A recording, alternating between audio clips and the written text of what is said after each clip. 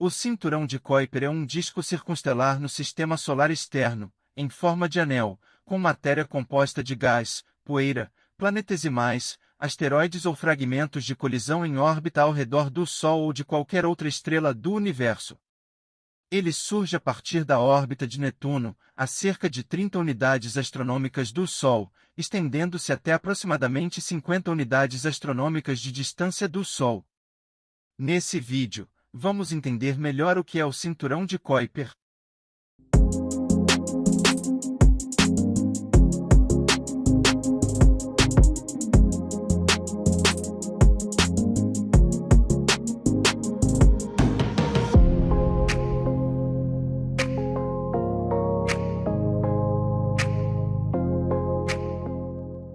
Plutão foi descoberto em 1930, e desde então, sempre especulou-se que ele talvez não estivesse sozinho.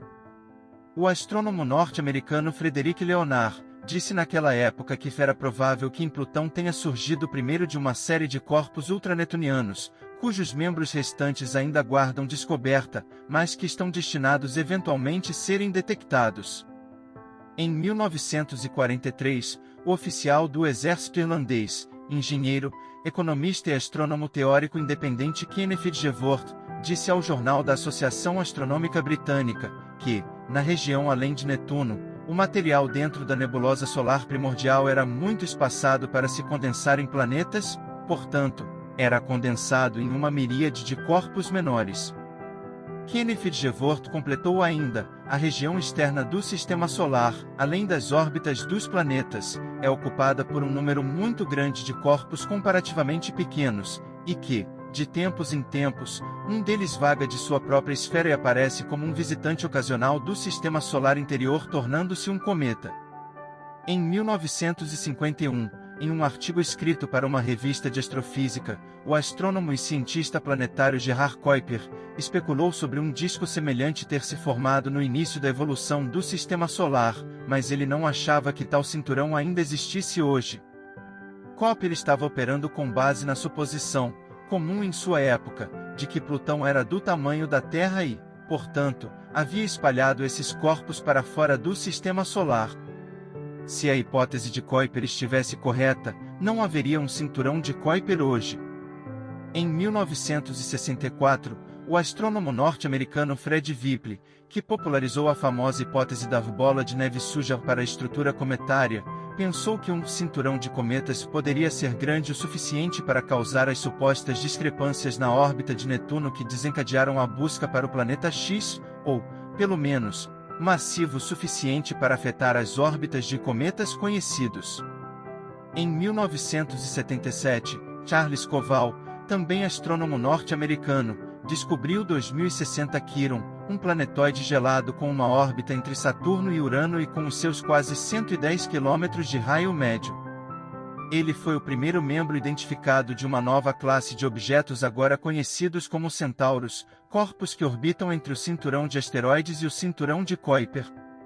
Em 1992, outro objeto, 5.145 polos, com 90 km de raio, foi descoberto em uma órbita similar. Hoje, sabe-se que existe uma população inteira de corpos semelhantes a cometas, chamados de centauros, na região entre Júpiter e Netuno. As órbitas dos centauros são instáveis e têm uma vida dinâmica de alguns milhões de anos. Desde a descoberta de Quiron em 1977, os astrônomos especulam que os centauros devem ser frequentemente reabastecidos por algum reservatório externo. Mais evidências da existência do cinturão de Kuiper surgiram posteriormente do estudo de cometas. Em 1980, o astrônomo uruguaio Júlio Fernandes especulou que um cinturão de cometas entre 35 e 50 unidades astronômicas de largura seria necessário para explicar o número observado de cometas. Seguindo o trabalho de Fernandes, em 1988, uma equipe de astrônomos canadenses simulou as condições desse provável cinturão proposto até então, e chamou essa região hipotética de cinturão de Kuiper. Desde então, muitos objetos já foram descobertos nessa região, mais de 1.000 corpos foram encontrados entre 1992 e 2012. Desde o ano 2000, vários KBOs, ou Kuiper Belt Object, e em português, objetos do cinturão de Kuiper, com diâmetros entre 500 e 1.500 km foram descobertos. Eles também são chamados de TNOs, ou objetos transnetunianos. Embora esse cinturão tenha sido nomeado em homenagem ao astrônomo holandês Gerard Kuiper, considerado por muitos como o pai da ciência planetária moderna, alguns astrônomos falam que o astrônomo uruguaio, Júlio Fernandes, é quem merece o crédito por prever primeiramente o cinturão de Kuiper. Polêmicas de nomenclatura à parte, outra polêmica continua até os tempos atuais. As origens precisas do cinturão de Kuiper e sua estrutura complexa ainda não são claras, e os astrônomos aguardam a conclusão de várias pesquisas em curso. Acreditamos que o cinturão de Kuiper consista de planetesimais, fragmentos do disco protoplanetário original ao redor do Sol que não conseguiram se fundir totalmente em planetas, e em vez disso, se formaram em corpos menores, o maior com menos de 3.000 km de diâmetro. As crateras existentes em Plutão e em sua lua Caronte dão uma pista sobre a formação desses asteroides. Ao estudarmos essas crateras em Plutão e em Caronte, revelaram uma escassez de pequenas crateras, sugerindo que tais objetos se formaram diretamente como objetos consideráveis na faixa de dezenas de quilômetros de diâmetro, em vez de serem acrescidos de corpos muito menores, com escala de aproximadamente quilômetros. Simulações modernas de computadores mostram que o cinturão de Kuiper foi fortemente influenciado por Júpiter e Netuno, e também sugerem que nem Urano nem Netuno poderiam ter se formado em suas posições atuais, porque existia muito pouca matéria primordial naquela faixa para produzir objetos de massa tão alta. Em sua extensão máxima, o cinturão de Kuiper se estende de aproximadamente 30 a 50 unidades astronômicas, ocupando uma região do espaço sideral em forma de touro, como a forma de uma rosquinha. O cinturão de Kuiper clássico parece ser um composto de duas populações separadas.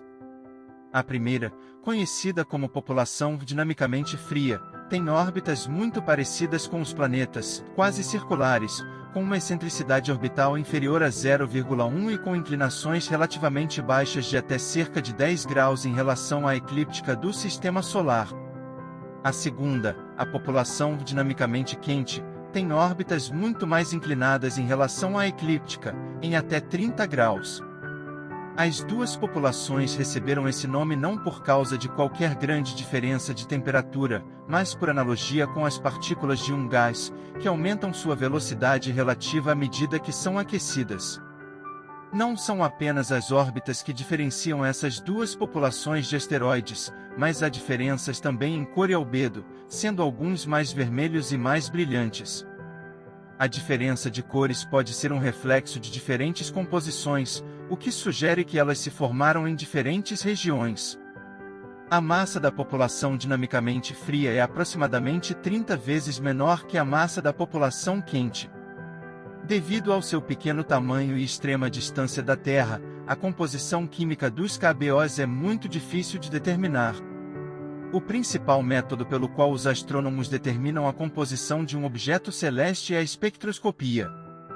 Quando a luz de um objeto é dividida em suas cores componentes, uma imagem semelhante a um arco-íris é formada. Essa imagem é chamada de espectro. Diferentes substâncias absorvem luz em diferentes comprimentos de onda, e quando o espectro de um objeto específico é desvendado, linhas escuras, chamadas de linhas de absorção, aparecem onde as substâncias dentro dele absorveram aquele comprimento de onda específico da luz. Cada elemento ou composto tem sua própria assinatura espectroscópica única, e ao ler a impressão digital espectral completa de um objeto, os astrônomos podem determinar sua composição. A análise indica que os objetos do cinturão de Kuiper são compostos de uma mistura de rocha e uma variedade de gelos, como água, metano e amônia. A temperatura do cinturão é de apenas cerca de 50 Kelvin, ou o mesmo que 223 graus Celsius negativo, de modo que muitos compostos que seriam gasosos mais próximos do Sol permanecem sólidos. Semelhantemente ao cinturão de asteroides entre as órbitas de Marte e Júpiter, os asteroides no cinturão de Kuiper estão separados por enormes distâncias, então aquela ideia e crença popular que arremete à ideia deles serem muito próximos é totalmente falsa. Apesar de sua vasta extensão, a massa coletiva do cinturão de Kuiper é relativamente baixa. A estimativa mais recente, calculada em 2018, obtida a partir de cálculos com base na influência que ela exerce sobre o movimento dos planetas, determina que a massa total do cinturão de Kuiper é dividida entre a massa total da população dinamicamente quente, e é estimada em 1% da massa da Terra, e que a população dinamicamente fria seja muito menor, com apenas 0,03% da massa da Terra. Isso é o mesmo que dizer que toda a massa desse cinturão equivale a aproximadamente 1,63 vezes a massa da nossa Lua. Os menores objetos conhecidos do cinturão de Kuiper com raios abaixo de 1 km só foram detectados por ocultações estelares, como fazemos para descobrir exoplanetas, pois suas magnitudes são muito fracas para serem vistos diretamente por telescópios como o telescópio espacial Hubble. Durante seu período de migração, acreditamos que Netuno tenha capturado um grande KBO, a sua lua Tritão, que é a única grande lua no sistema solar com uma órbita retrógrada, ou seja, sua órbita é oposta à rotação de Netuno. Isso sugere que, ao contrário das grandes luas de Júpiter, Saturno e Urano, que se acredita terem se aglutinado a partir de discos giratórios de material em torno de seus jovens planetas-mãe, Tritão era um corpo totalmente formado que foi capturado do espaço circundante. A captura gravitacional de um objeto não é fácil, e requer algum mecanismo para desacelerar o objeto o suficiente para ser capturado pela gravidade do objeto maior. Uma possível explicação é que Tritão fazia parte de um binário quando encontrou Netuno. A ejeção do outro membro do binário por Netuno poderia então explicar a captura de Tritão. Tritão é apenas 14% maior que Plutão, e a análise espectral de ambos os mundos mostra que suas superfícies são amplamente compostas de materiais semelhantes, como metano e monóxido de carbono. Tudo isso aponta para a conclusão de que Tritão já foi um KBO que foi capturado por Netuno. Desde o ano 2000, vários KBOs com diâmetros entre 500 e 1.500 km, mais da metade do diâmetro de Plutão, que é de 2.370 km, foram descobertos. Atualmente sabemos da existência de muitos objetos transnetunianos, e agora, permaneça conectado, pois mostraremos alguns desses KBOs mais importantes já descobertos.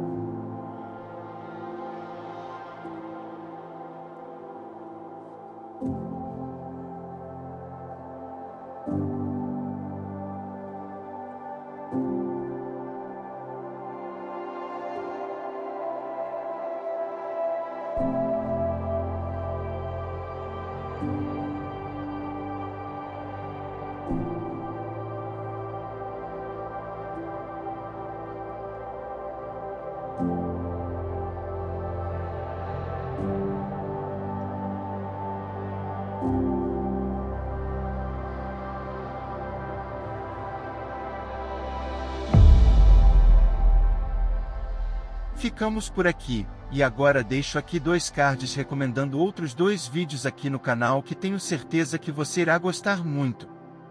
O primeiro vídeo é sobre a luminosidade solar e o quanto de luz cada planeta do Sistema Solar recebe, e o outro vídeo, um excepcional documentário sobre a vida e a obra de Isaac Newton. Se gostou do vídeo, não se esqueça do like e de compartilhar o vídeo com amigos e familiares, e se ainda não é inscrito no canal, inscreva-se para que você tenha acesso a conteúdos interessantes e aprofundados sobre física e astronomia. Obrigado por ter assistido esse vídeo.